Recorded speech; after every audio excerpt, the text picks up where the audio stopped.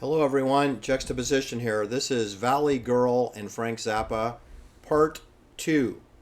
Okay, so just want to pick up where I left off, where the Frank Zappa, Moon Unit, and Gail Slothman are all living together atop Laurel Canyon on Woodrow Wilson Drive at 7885 Woodrow Wilson Drive. And I do want to point out to you that both Gail Slopeman, her father was in the United States Navy, and that Frank Zappa's father is United States Army and was a chemist for a bioweapons laboratory facility in Maryland, and that quick like a bunny rabbit, when Gail Slopeman met Frank Zappa, they got pregnant, and they didn't get married for 51 weeks, and then what do you know? They get free housing in an 8,000 square foot home on Woodrow Wilson Drive, and their across the street neighbor is Inger Stevens, and she's living in a 5,000 square foot beautiful home. And on Woodstock Road, Cass Elliot resides in a small, modest home across the street from Abigail Folger, who's in a Rand Corporation home at 2774 Woodstock Road. And then, I don't even think it's a half a mile down Woodrow Wilson. You've got Natalie Wood living at 7708 Woodrow Wilson Drive. The reason I bring that up is Abigail Folger was bayoneted to death by NATO forces on April 9th, 1969, 1 year after Frank Zappa and Gail and Moon Unit moved into Woodrow Wilson Drive. Within 1 year, their neighbor, about 4 houses away, was murdered in a military assassination in Benedict Canyon, which is 6 miles to the west as the crow flies. And then the next year, Inger Stevens, their across the street neighbor, she's murdered in her kitchen from acute barbiturate poisoning, which they call a suicide, and I'm calling a murder. And then you have Cass Elliot, who was repositioned from Woodstock Road next door to Abigail Folger, and she's moved into the Natalie Wood home. And then she's murdered, done away with, across the street from the Dorchester Hotel in the Mayfair district of London in 1974 at age 32.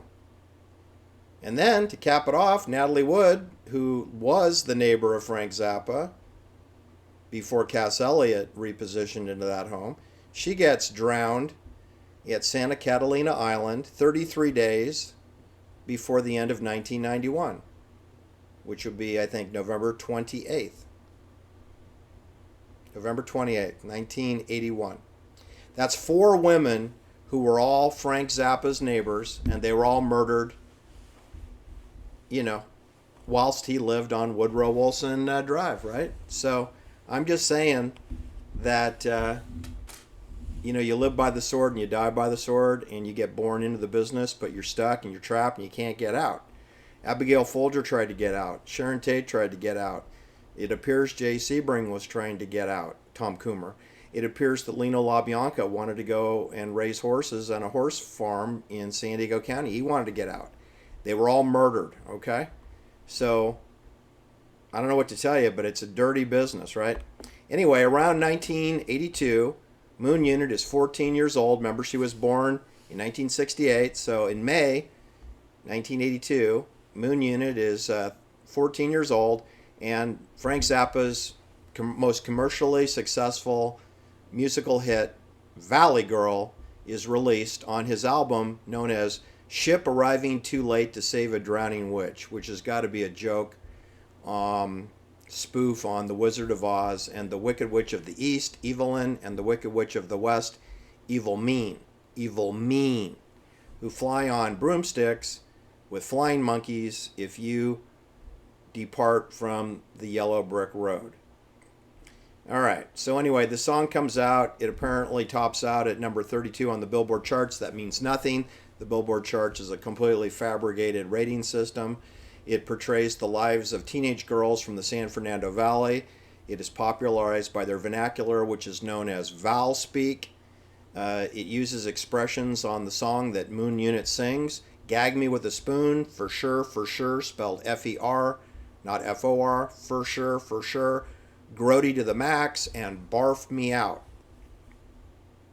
All right. So, do I think that Moon Unit was familiar with that vernacular? Yeah, I think so because she went to a private school in Studio City and North Hollywood.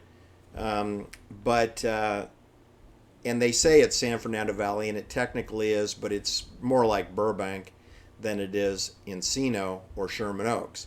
She's 10 miles away from Encino. She's 10 miles away.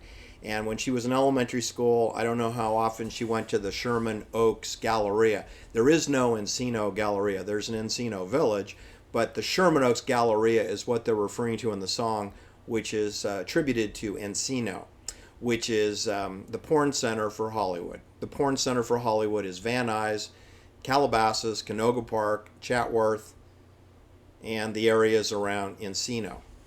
All right, and Hidden Hills. Calabasas. Anyway, what I wanted to tell you is that I don't think that Moon Unit age 14 used those vocabulary words, despite the fact she probably had heard them at the Sherman Oaks Galleria when she was in junior high school or high school. Remember, she's 14, so she's just in ninth grade when this is coming out. But do I think her father wrote them? Frank Zappa? No, absolutely not. He showed absolutely no ability to write lyrics. So it was written by the same people that created the Monkees, the people that helped Brian Wilson invent the Beach Boys sound, which was done with professional studio session artists and lyricists. And it's the same old song. It's the people who created the Mamas and the Papas and Cass Elliot. I'm not saying these people can't sing or play instruments. I'm saying they don't write their music. They don't write their music. And even if they're capable of writing their music music will be edited and readjusted for applied anthropology, applied linguistics, CIA social engineering requirements. Frank Zappa is a CIA operative. He follows orders. He follows orders or he dies, like a prostate cancer at age 52. Anyway, so it was a big hit. I posted a link below. You can listen to it. It's on the first part. It's going to be on the second part. Valley Girl. She's a Valley Girl. I'm here to tell you that it's a manufactured song in much of the ways that the Monkees' music was. There's nothing to be ashamed of. It's just how it is. But Frank Zappa is no Mozart, okay? And he's not Eddie Van Halen playing the guitar either. And you know Van Halen was completely CIA controlled too. And Gene Simmons, I believe, is a member of the Mossad. He is a intelligence officer and a creep. He's a creepy dude. Remember Gene Simmons from Kiss, who allegedly discovered Van Halen? Well, Van Halen was well known before Gene Simmons ever went to the Whiskey A Go-Go, okay? Everybody in Pasadena knew who Van Halen was. The Van Halen brothers. Didn't take Gene Simmons to discover Van Halen. That's another mendacity. Don't believe anything that Gene Simmons says on any subject whatsoever, especially not music. The guy is clueless. All right, well, anyway, that's my Valley Girl presentation. Frank Zappa worked for CIA. His wife, Gail Slotman, she worked for CIA. Moon Unit worked for CIA, whether she knew it or not, or whether she knows it or not. And their parents, grandparents worked for CIA in the Army bioweapons area or in Navy physics weapons area. And they spent time in China Lake, Lancaster, Antelope Valley, Edwards Air Force Base, San Diego Navy, Naval Yard, Mission Bay, Edgewood Bioweapons Lab. So what I'm telling you is that Frank Zappa is as authentic as are the Monkees and as the Phil Spector's Wall of Sound, which was the Wrecking Crew, which was not known as the Wrecking Crew when they created the song. They were referred to as the Click or the First Call Artists. They were never referred to as the Wrecking Crew until after they all retired.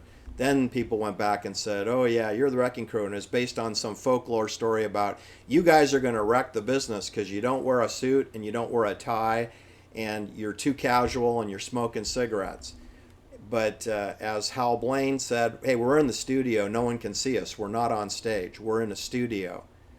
And he has a good point. So they were more relaxed, they worked overtime, and they made a boatload of money at a minimum of $40 an hour. Back in the mid 1960s, they're making $40 an hour with Glenn Campbell. So they're living the dream life. Glenn Campbell went on to get his own television show, the Glenn Campbell Good Times Hour, where he, of course, presented other manufactured groups on his TV show, which wasn't his. Thanks for listening. Have a great day.